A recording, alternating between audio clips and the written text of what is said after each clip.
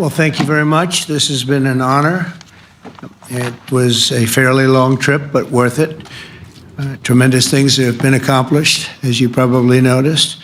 Listened to a lot of wonderful speeches from the heads of a lot of wonderful countries. But I want to thank you for joining us at the conclusion of a highly productive NATO summit in the Netherlands. I want to thank them for the royal treatment they've given us. Couldn't have been nicer. And it's a beautiful country, really a beautiful country. Coming in, I saw the most beautiful trees. In fact, I want to bring some back with me. I want to also thank, I had breakfast this morning with the King and Queen, and they're incredible people. I said, you're central casting, beautiful people, great people, big, beautiful heart. And I enjoyed that. And also NATO Secretary General Mark Rutte, who's been terrific. He's been a friend of mine, used to be right here running this wonderful country. Now he's the NATO Secretary General. He's doing a fantastic job. And the Prime Minister, we appreciate everything you've done. And as you know, last weekend, the United States successfully carried out a massive precision strike on Iran's nuclear enrichment facilities, and it was very, very successful. It was called obliteration. No other military on earth could have done it, and now this incredible exercise of American strength has paved the way for peace with a historic ceasefire agreement late Monday, and we call it the 12-day war. Spoke to a few people. I guess that just sounded like the right name. It was a 12-day war. And we think it's over. I don't think they're going to be going back at each other. I don't think so. Not only have we dealt decisively with the critical threat of Iran's nuclear program, which was what I wanted. I said, Iran cannot have a nuclear weapon. I've said that for 15 years, long before I decided to do the political thing. But we've also reasserted the credibility of American deterrence, which is like no other. The people at NATO said there's never been anything. You know, I rebuilt the entire military during my first term. And we have a great military. We have great generals. I got to know the good ones and the bad ones. We kept the good ones. Over the past 2 days, I was honored to participate in the NATO leaders meeting and also had extremely good individual discussions with the King and the Queen, Secretary General Rutte, and the Prime Minister. Great discussions. Very knowledgeable people. Major focus of our conversations at the summit was the need for other NATO members to take up the burden of the defense of Europe, and that included the financial burden. As you know, it was 2%, and we got it up to 5%. And they said, a couple of them came up to me, one in particular said, sir, we've been trying to get it up to 3% for 20 years, and we haven't been able, and you got it up to 5%. So they're going to be, most of them, I guess almost all of them, are going to be contributing now 5%, a number that people are surprised at, but you need it today.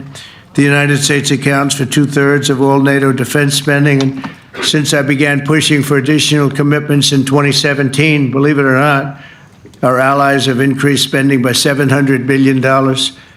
I said to people, you don't have any money, and a lot of them weren't paying. And so I started the process, and I picked it up as soon as I got back, which is 6 months ago. And following my election last November, almost all have accelerated plans to reach the 2%, 3%, 4%, and then ultimately, very quickly, 5%. And all of this is going to be done very quickly, almost immediately. You probably know this as well as I do. I'm sure they've been talking about it. It's really been a big focus.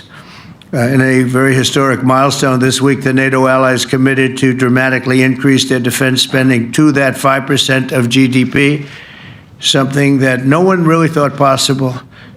And they said, you did it, sir, you did it. Well, I don't know if I did it, but I think I did. This will be known as the HAGUE defense commitment, which is pretty good, pretty appropriate. When the allies reach this number, it will add more than $1 trillion a year.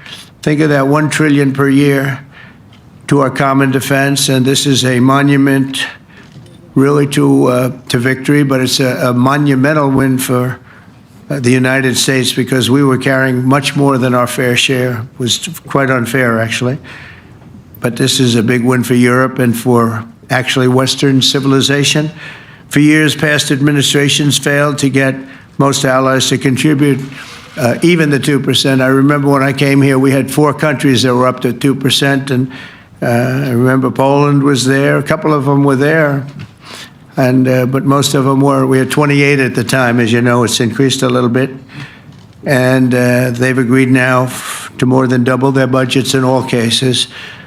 And Europe stepping up to take more responsibility for its security will help prevent future disasters like the horrible situation with Russia and Ukraine, and hopefully we're going to get that solved. Last week they lost 7,000 soldiers, mostly soldiers, but they're also getting hit in Kiev. They're getting hit in some of the towns also. And that means life. Life is disappearing also in the cities and towns. Should have never happened, would have never happened if I was president. I said it 1,000 times, and it never did happen. It's never even thought about. But it's vital that this additional money be spent on very serious military hardware, not bureaucracy, and hopefully that hardware is going to be made in America, because we have the best hardware in the world. You saw that, where 14 missiles were shot at us the other day. And they were very nice. They gave us warning. They said, we're going to shoot them. Is 1 o'clock okay? They said, it's fine. And everybody was emptied off the base, so they couldn't get hurt except for the gunners. They call them the gunners. And out of 14 high-end missiles that were shot at the base in Qatar, all 14, as you know, were shot down by our equipment. Amazing stuff. Amazing that they can do. It's like shooting a bullet with a bullet. It's the same thing if you think about it. 14 out of 14, and they weren't even that surprised. I said, do you do that well often? They say, we pretty much do, sir. The Ukraine crisis has also highlighted the urgency of rebuilding our defense industrial base, both in the United States and among the allied nations. We cannot afford to be dependent on foreign adversaries for critical minerals. And as you know, we made a deal with Ukraine to take a vast amount of the land they have for minerals. We need it. And once again, I want to thank all of the people in the Netherlands, incredible people. It's a great place. And all of the NATO allies for the tremendous summit that we just had. A letter just came in, and a statement came in from the Atomic Energy Commission of Israel. And I just wanted, this is an official letter, and they're very serious people, as you know. The devastating U.S. strike on Fordo destroyed the site's critical infrastructure and rendered the enrichment facility totally inoperable. It was devastated. We assess that the American strikes on Iran's nuclear facilities has set back Iran's ability to develop nuclear weapons for many years to come. This achievement can continue indefinitely if Iran does not get access to nuclear material, which it won't. It's so sad that that whole thing had to go. But I just want to thank our pilots. You know, they were maligned and treated very bad, demeaned by fake news CNN, which is back there, believe it or not, wasting time, nobody's watching them, so they're just wasting a lot of time, wasting my time. And the New York Times, they put out a story that, well, maybe they were hit, but it wasn't bad. Well, it was so bad that they ended the war. It ended the war. Somebody said in a certain way, you know, that it was so devastating, actually. If you look at Hiroshima, if you look at Nagasaki, you know, that ended a war too. This ended a war in a different way, but it was so devastating. Also, they have, out of Dubai, just came that Iran's foreign ministry spokesman, this is Iran's foreign ministry, says its nuclear installations were very badly damaged by the American strike. So what bothered me about these reports with fake reports put out by the New York Times, failing, I call it the failing New York Times because it's doing terribly. Without me, it would be doing no business at all. But, and by fake news, CNN and MSDNC, all of these terrible people, you know, they have no credibility. You know, when I started, they were at 94% credibility, the media. Now it's at 16%. And I'm very proud of it because I've exposed it for what it is. But when I saw them starting to question the caliber of the attack, was it bad? Well, it was really bad. It was devastating. They were obliterated. In fact, you can't get into the tunnels. They just put that over. That just came out. They can't, there's nothing, there's no way you can even get down. The whole thing is collapsed in a disaster. And I think all of the nuclear stuff is down there because it's very hard to remove. And we did it very quickly. When they heard we were coming, it was, you know, you can't move it. Very hard, very dangerous, actually, to move to. And they also knew we were coming, so I don't think too many people want to be down there knowing we're coming. With the bunker busters, as we call them, we're the only ones that have them. We have the best equipment, best nuclear equipment, and we have the best equipment in the world. And by the way, we can't forget our submarine, which was out there, submarines actually, but submarine was out there. We shot 30 rockets into an area, every single one of them. I think it was almost 400 miles away, I think, Pete, right? 400? And long. It was in the ocean, long ways away. And we shot a total of 30. Every single one of them hit within 9 inches from where it was supposed to be. It took out a lot. Because we didn't do just 4, though. We did 2 others in addition, which hadn't been completely destroyed. So we hit them with a submarine from hundreds of miles away. Amazing, just amazing equipment.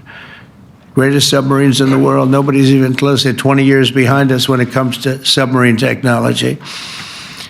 So that's one, and the other was from the Atomic Energy Commission. And they have about 3 or 4 of them now coming in from atomic energy commissions from various places. But the one that we have that just came out, we released it a little while ago, was from the Israeli Atomic Energy Commission. But numerous of them are getting to see the site, and the site has been demolished. And again, we had these brave patriots, these incredible flyers, these people that can fly a plane better than anybody can fly a plane, going into very hostile territory, flying into the territory that has got more missiles and things pointed at it, but it was very stealth. They didn't get to see it. It was dark. That's the amazing thing about the shots. They hit the shots perfectly, and yet it was dead dark. There was no moon. There was no light. It was virtually moonless. It was very dark, and the shots were hit perfectly. But when they get demeaned, and they were very upset about it because they knew how strong it would be. Back in Missouri, the pilots flew about 36 hours, 2 ways, far distance, and in those incredible B-2s. And we then had the F-22s, and we had the F-35s, and we had other planes, and we had, I think, a total of 52 tankers. That means the big tankers, because the refueling was a lot for all of the different planes that we sent. Incredible operation, and I have to say, General Raisin Cain was incredible. That's why he beat ISIS, and we beat ISIS in a matter of weeks.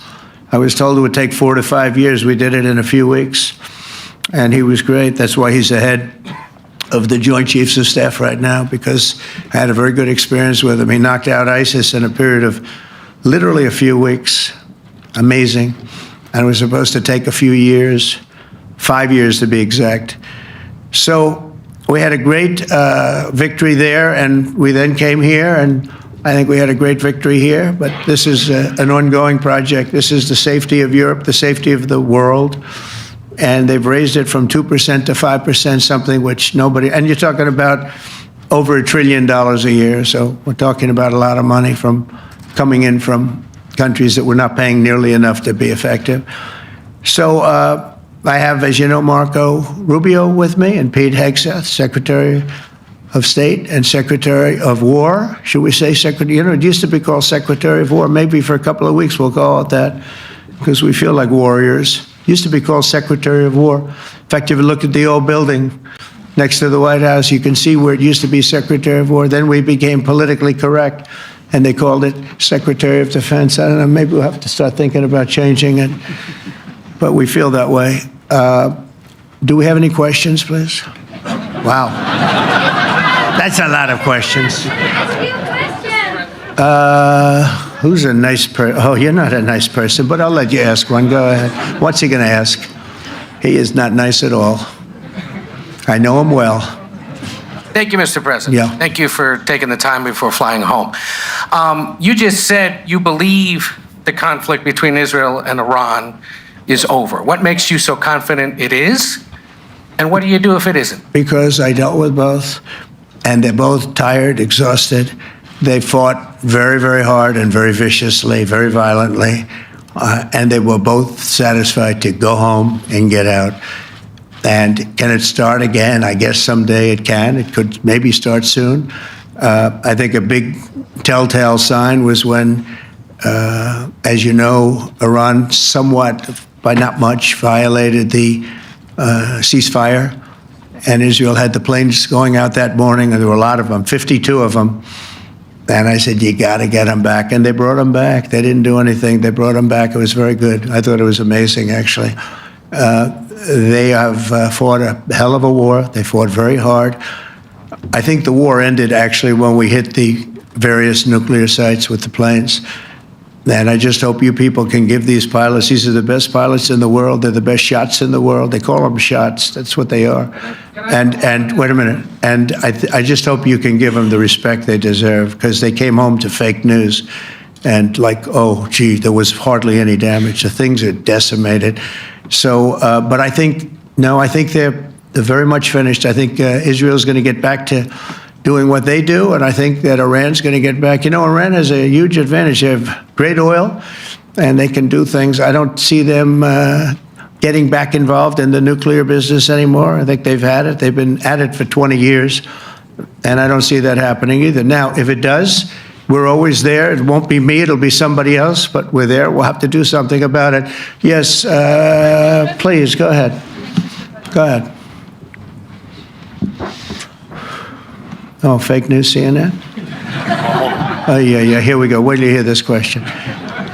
You should really say how great our soldiers and our warriors are. I think everyone appreciates our soldiers and our warriors. I do have two questions for you, Mr. President. You just cited Israeli intelligence on these attacks. Earlier, you said U.S. intelligence was inconclusive. Are you relying on Israeli intelligence for your assessment of the impact of the strikes? No, this is also, Iran made the statement. And it's also, if you read the document that was given, that Pete can talk about if you'd like, the document said it could be very severe damage, but they didn't take that. They said it could be limited or it could be very severe. They really didn't know, other than to say it could be limited or it could be very, very severe. And you didn't choose to put that because it was very early after. Since then, we've collected additional intelligence. We've also spoken to people who have seen the site, and the site is obliterated. And we think everything nuclear is down there. They didn't take it out. Okay, question? Please, go ahead. Go ahead. Yeah, blue dress. Thank you so much, Mr. President. Yesterday, you said China can now continue to purchase oil from Iran. Yeah. Are you giving up on your maximum pressure campaign? Because there are sanctions right now. With who? On Iran. No, look, they just had a war. The war was fought. They fought it bravely. I'm not giving up. They're in the oil business. I mean, I could stop it if I wanted. I could sell China the oil myself. I don't want to do that. They're going to need money to put that country back into shape. We want to see that happen. No, if they're going to sell oil, they're going to sell oil. We're not taking over the oil. We could have, you know. I used to say with Iraq, keep the oil. I could say it here, too. We could have kept the oil. No, China is going to want to buy oil. They can buy it from us. They can buy it from other people. But you're going to have to put that country back into shape. It desperately needs money. Yeah. Mr. President. Yeah, please. Here we go. I'm picking the beauties today. Go ahead. Mr. President, Secretary General Rutte has described President Putin as an adversary, a threat, an enemy. Do you view him the same way? And in addition to that, you mentioned General Kane, your chief of staff, the chairman of the Joint Chiefs of Staff. General Kane. Yes, he has said that Mr. Putin has territorial ambitions beyond Ukraine. Do you view that in the same way? Possible. I mean, it's possible. I know one thing. He'd like to settle. He'd like to get out of this thing. It's a mess for him. He called the other day. He said, "Can I help you with Iran?" I said, "No, you can help me with Russia." Because, in the last few weeks, we took care of India and Pakistan, Kosovo, Serbia. I think on Friday we have coming in, the Congo is coming in, and Rwanda is coming in. That was a vicious war that went on, a machete war, heads chopped off all over Africa. They're coming in. We did 2 others in addition to that. Nobody's ever done anything like this. No, I consider him a person that's, I think, been misguided. I'm very surprised, actually. I thought we would have had that settled easy. I've settled 4 of them in the meantime. But he did call up, and he said, he's close to Iran. He'd like to help us get a settlement. I said, no, you help me get a settlement with Russia. And I think we're going to be doing that, too. Yeah, please. Go ahead, please. Thank you, Mr. President. You've made clear your position on what impact the strikes had. I wanted to ask you what is next with Iran. For instance, is there any indication from U.S. intelligence that Iran was able to move any material, including No, just the opposite. We think we hit them so hard and so fast they didn't get to move. And if you knew about that material, it's very hard and very dangerous to move. It's called, in many people, they call it dust, but it's very, very heavy. It's very, very hard to move. And they were way down, they're 30 stories down. They're literally 30, 35 stories down underground. You think you got it all? Oh, yeah, we think we got it. We think it's covered with granite, concrete, and steel. Can I ask you, are you interested in restarting negotiations with Iran? And if so, have they received? So our people, Marco could answer this, but our people are not, I'm not. The way I look at it, they fought, the war's done, and, I could get a statement that they're not going to go nuclear. We're probably going to ask for that, but they're not going to be doing it. But they're not going to be doing it anyway. They've had it. They've had it. Now, maybe someday in the future we'll want that. But I've asked Marco, do you want to draw, I just asked him the question as we were walking on the stage, do you want to draw up a little agreement for them to sign? Because I think we can get them to sign it. I don't think it's necessary. Marco, do you want to talk about that, please? Well, Mr. President, I think President Trump has shown a willingness to meet and talk to anybody in the world who's interested in peace. I don't know of any president that's been as willing as he has to meet with anyone and talk about peace. We'd love to have peaceful relations with any country in the world. And so obviously that'll depend on Iran's willingness not just to engage in peace, but to negotiate directly with the United States, not through some third country or fourth country process. But I know of no president, probably in our modern history, that's sought peace more than President Trump has. Sounds like the door is open, but you're in no rush. Is that right? Sounds like the door is open. But I'll tell you what, look, we're going to talk to them next week with Iran. We may sign an agreement. I don't know. To me, I don't think it's that necessary. I mean, they had a war, they fought. Now they're going back to their world. I don't care if I have an agreement or not. The only thing we'd be asking for is what we were asking for before about we want no nuclear, but we destroyed the nuclear. In other words, it's destroyed. I said, Iran will not have nuclear. Well, we blew it up. It's blown up to kingdom come. And so I don't feel very strongly about it. If we got a document, wouldn't be bad. We're going to meet with them, actually. We're going to meet with them. Yeah. Yeah, go ahead, please. Yes. Mr. President, Netherlands TV, thank you for visiting our country. Good. As I understood, Thank you. I, of course, would like to know how you slept last night at the House of the King. Oh, I slept beautifully. But probably a more serious question. I think you just had a meeting with President Zelensky. Did you discuss any ceasefire in this Russo-Ukrainian? No, I wanted to know how he's doing. He was very nice, actually. We had little rough times sometimes. He was, couldn't have been nicer.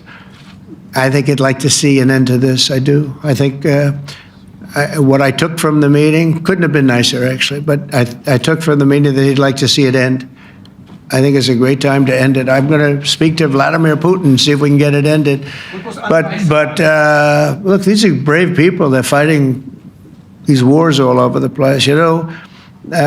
Last week they had, I guess, I told you, close to 7,000 young soldiers, Russian and Ukrainian soldiers were killed, 7,000 in 1 week. It's crazy. It's crazy.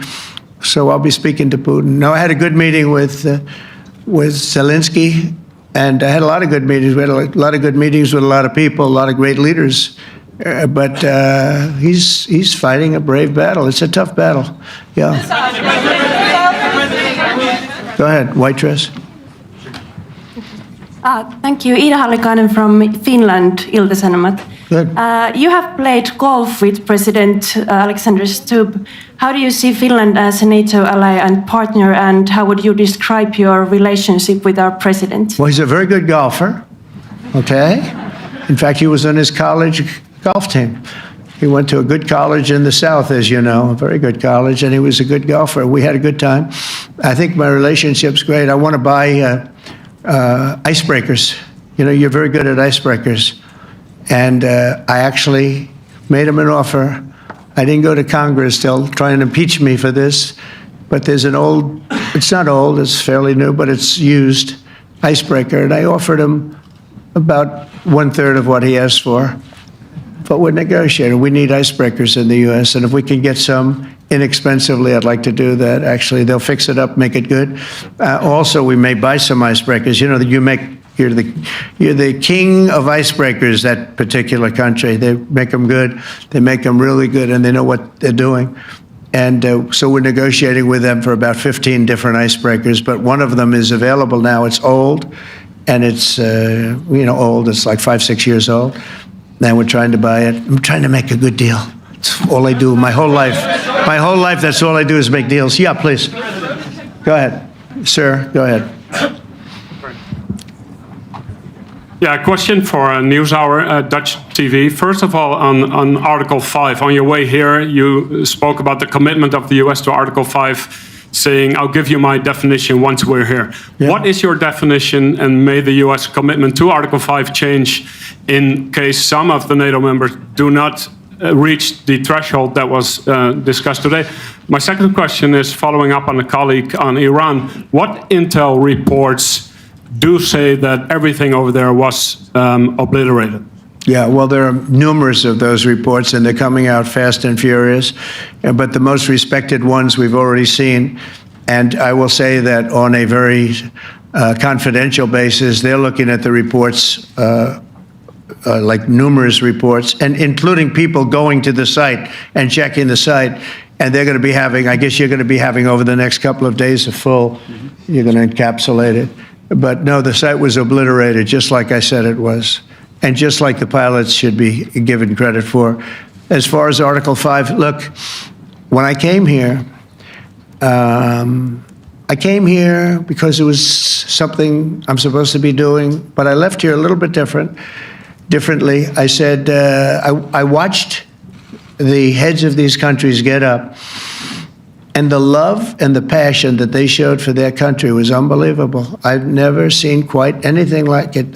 They want to protect their country, and they need the United States. And without the United States, it's not going to be the same. And you can ask Mark, or you can ask any of the people that were there. It was really moving to see it. They love their country. They were so respectful of me because I'm the head of the United States. And I made, the King of Saudi Arabia, when I was in the Middle East, so I was in Qatar for a different reason, not a reason to get shot at. We were in there for economic development reasons, Qatar, UAE, and Saudi Arabia. All three leaders of those countries, and we took back $5.1 trillion into the United States. All three leaders said, you're presiding over the hottest country in the world. The United States right now is the hottest country. Everybody wants to be there. Everybody wants a piece of it. He said, a year ago, your country was dead. You had a deadhead running it. You had a country that was dead, and it was dead. You had people pouring through the borders. You had inflation. You had everything. He said, you've made it in 5 months at that time. You've made it the hottest country. This is the hottest country in the world. The United States right now is the hottest country in the world.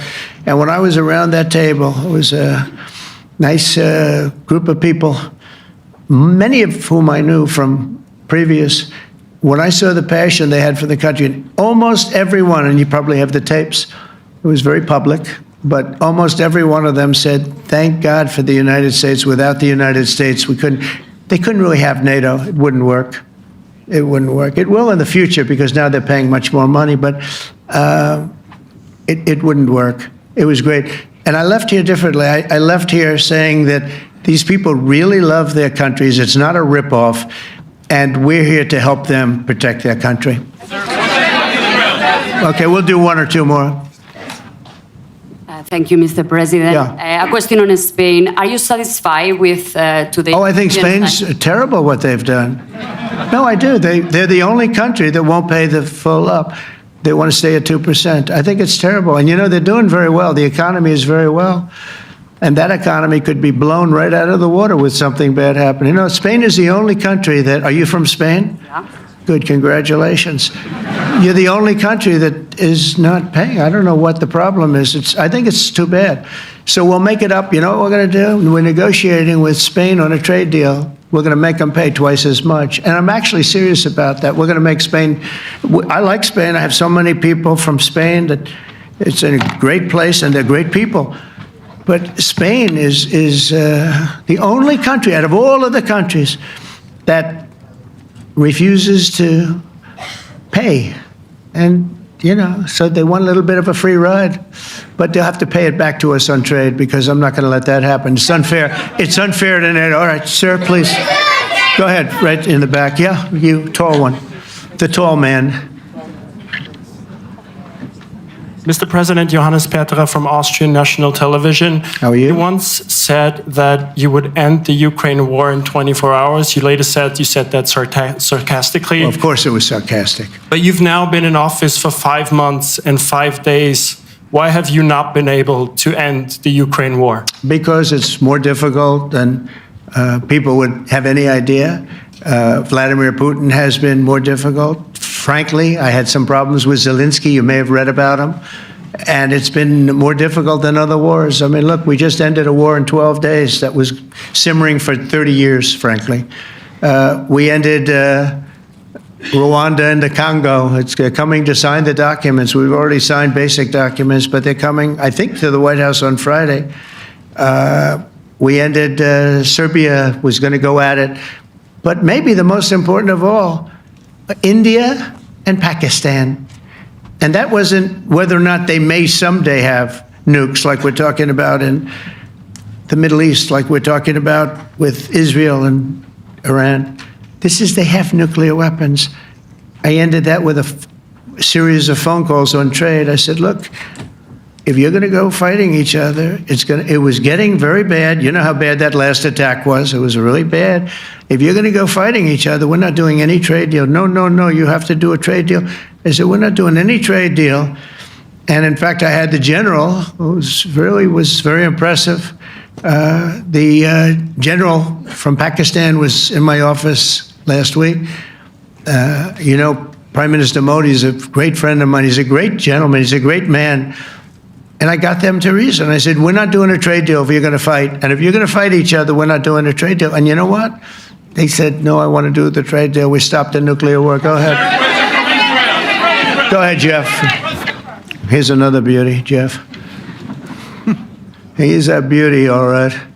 Go ahead. Mr. President, to follow up on Ukraine, will the United States contribute any more money to Ukraine's defense this year to the $5 billion that allies are giving? And one question, you had another meeting with the Dutch opposition leader, Mr. Wilders. Can you tell us about that meeting? And are you upset about his anti-Muslim stance? I'm not upset about it. It's just his view. He's unhappy with the way things are going in this country and various countries. He was an opposition leader.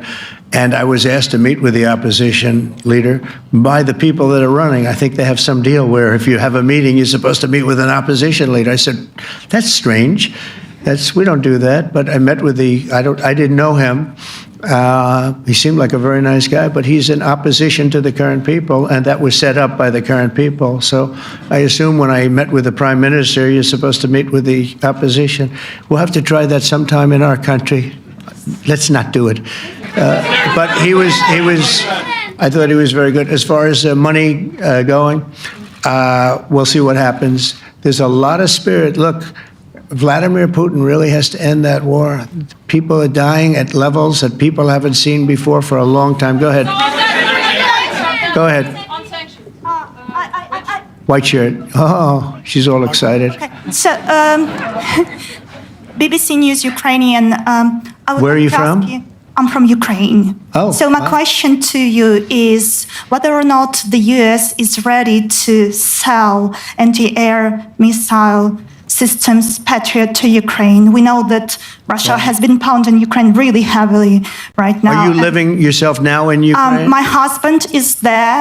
Wow. And I can see you very, it's amazing. and me with the kids. I'm in Warsaw actually because he wanted me to be. Is your husband a soldier? No? He's there now? Yeah, Wow. That's rough stuff, right? That's tough. And you're living here? in Warsaw. And you're a reporter? I am. Good. So let me just tell you, they do want to have the missiles, okay, as they call them, the Patriots. And we're going to see if we can make some available, They're very hard to get. We need them too. We were supplying them to Israel, and they're very effective, 100% effective. Hard to believe how effective. And they do want that more than any other thing, as you probably know. That's a very good question, and I wish you a lot of luck. I mean, I can see it's very upsetting to you. So say hello to your husband, okay? Thank you. Go ahead. Thank you. Thank you, Mr. President. You were criticizing Where are you from? Bloomberg News. Oh, Bloomberg. That's wonderful. You were criticizing the Federal Reserve Chair before coming to this summit. Yeah, I think he's terrible. I was wondering if you've begun interviewing different candidates for the Fed pick. Yeah, I know within 3 or 4 people who are going to pick. I mean, he goes out pretty soon, fortunately, because I think he's terrible. We have no inflation. We have a tremendous economy. Hundreds of billions of dollars of tariff money is pouring in. Factories are being built because they don't want to pay the tariffs, so they're building them all over the country. I think we're close to $15 trillion. I told you $5.1 trillion from the Middle East alone, but of investment money coming in. There's never been anything like that in the history of our country. But we have no inflation. And we have borrowing because Biden, stupidly, they did short-term debt. So we have borrowing coming up.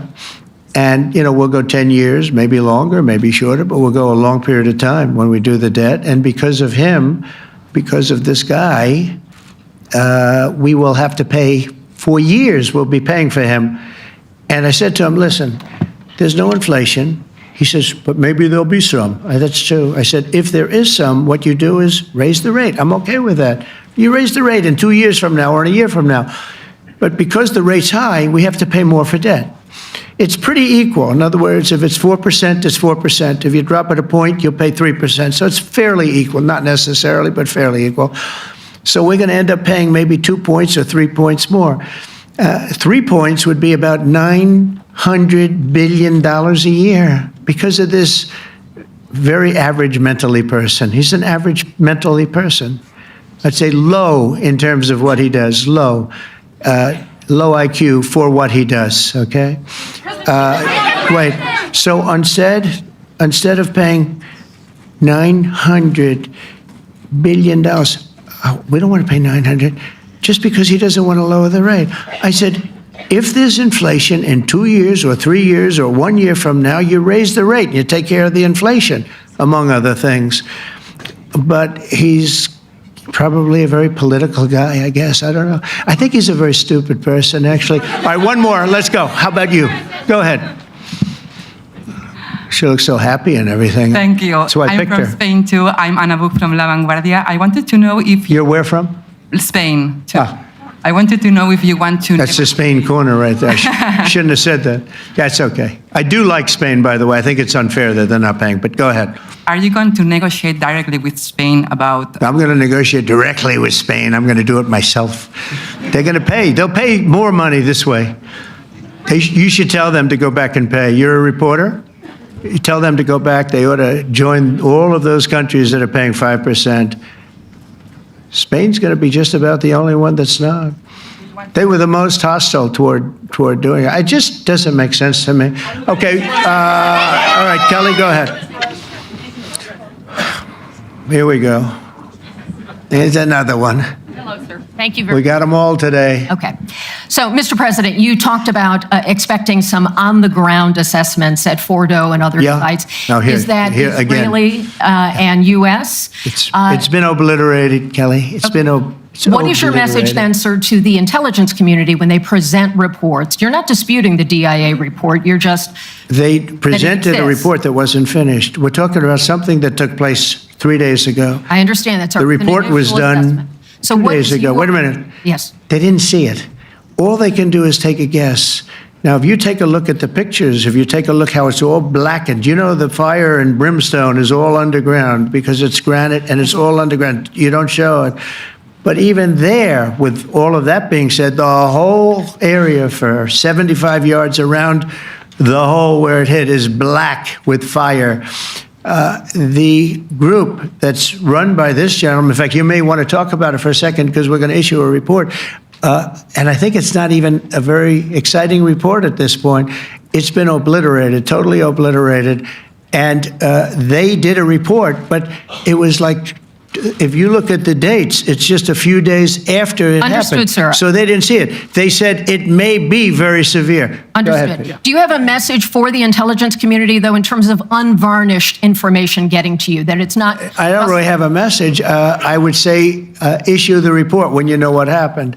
I wouldn't say that it could be severe or maybe not. They use the word severe. It could be severe or maybe it's not. And So people like you picked up and said, oh, it's not severe. We're just No, looking for the report was not a complete report. Yeah, the message was probably wait till you know the answer before you. And Go sir, ahead. did you not have a public component to your Zelensky meeting for a tactical reason with President Putin? Let him answer this. Hello, Mr. Secretary. Yeah. There's a reason the president calls out fake news for what it is. These pilots, these refuelers, these fighters, these air defenders, the skill and the courage it took to go into enemy territory flying 36 hours on behalf of the American people and the world to take out a nuclear program is beyond what anyone in this audience can fathom. And then the instinct of CNN, the instinct of the New York Times is to try to find a way to spin it for their own political reasons to try to hurt President Trump or our country. They don't care what the troops think. They don't care what the world thinks. They want to spin it to try to make him look bad based on a leak. Of course, we've all seen plenty of leakers. And what do leakers do? They have agendas. And what do? Do they share the whole information or just the part that they want to introduce? And when they introduce that preliminary report that's deemed to be a low assessment, you know what a low assessment means? Low confidence in the data in that report. And why is there low confidence? Because all of the evidence of what was just bombed by 12 30,000-pound bombs is buried under a mountain, devastated and obliterated. So if you want to make an assessment of what happened at Fordo, you better get a big shovel and go really deep, because Iran's nuclear program is obliterated. And somebody somewhere is trying to leak something to say, oh, with low confidence, we think maybe it's moderate. Those that dropped the bombs precisely in the right place know exactly what happened when that exploded. And you know who else knows? Iran. That's why they came to the table right away, because their nuclear capabilities have been set back beyond what they thought were possible because of the courage of a commander-in-chief who led our troops, despite what the fake news wants to say.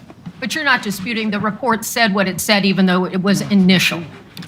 The report said what it said, and it was fine. It was severe, they think, but they had no idea. They shouldn't have issued a report until they did, but we've gotten the information. I think Pete said it better than you can say it. And, you know, you should be proud, you, especially you, should be proud of those pilots, and you shouldn't be trying to demean them. No, there's those pilots flew at great risk, a big chance that they'd never come back home and see their husbands or their wives. Let me just tell you, you and NBC fake news, which is one of the worst, and CNN, New York Times, are all bad. They're sick. There's something wrong with them. But you know what? You should be praising those people instead of trying to find some. By getting me, by trying to go and get me, you're hurting those people. They were devastated. You know, I got a call from Missouri, great state, that I won 3 times by a lot. And I got a call that the pilots and the people on the plane were devastated because they were trying to minimize the attack. And they all said it was hit. But we don't think it was really maybe hit that badly. And they were devastated. They put their lives on the line, and then they have, and I'm not referring to you, but real scum come out and write reports that are as negative as they could possibly be. It should be the opposite. You should make them heroes and heroines. You should make them really people that they were so devastated when they heard this news. And you know what they said? One of them, I spoke to one of them, said, "Sir, we hit the site. It was perfect. It was dead on." Because they don't understand fake news, because they have a normal life, except they have to fly very big, very fast planes. But it's a shame. You should be making them heroes. All right, in the back. Go ahead, back, white, yeah. White jacket, yeah. Go ahead, give my mic. Hello. Deborah Haynes from Sky News. Good. Mark Rutte, the NATO chief, who is your friend, he called you daddy earlier. Do you regard your NATO allies as kind of children? No, he likes me. I think he likes me. If he doesn't, I'll let you know. I'll come back and I'll hit him hard, okay? No? He did it very affectionate. Daddy, you're my daddy. Do you regard your NATO allies, though, as kind of like children, and they're obviously listening to you and they're spending more, and you're obviously appreciative of that, but do you hope that actually they're going to be able to defend themselves, defend Europe on their own? I think they need help a little bit at the beginning, and I think they'll be able to, and I think they're going to remember this day. And this was a big day for NATO. You know, this was a very big day. They took it. One of the gentlemen said, "You know what? We've been trying to raise the rate for 30 years," he said, 20 years, from almost the beginning. And he's been there for a long time. He said, "Until you came along, it never happened. What you did is amazing." It's been sort of an amazing day for a lot of reasons, but also for that. Yeah, go ahead. Do you think they can do it without you, though, in the future? Can they do it without Well, ask Mark. States? I mean, you have to ask Mark, okay? So we're heading back. We're heading back. I want to thank these two gentlemen behind me. They're incredible people, both of them. They've done a fantastic job. And Susie's in the front, and she's done great. And Monica, thank you very much. That was quite an exciting time. And we're going to be heading back. We'll be back soon, and we'll see you in Washington, D.C. Remember this, we have the hottest country anywhere in the world. Thank you very much, everybody. Thank you.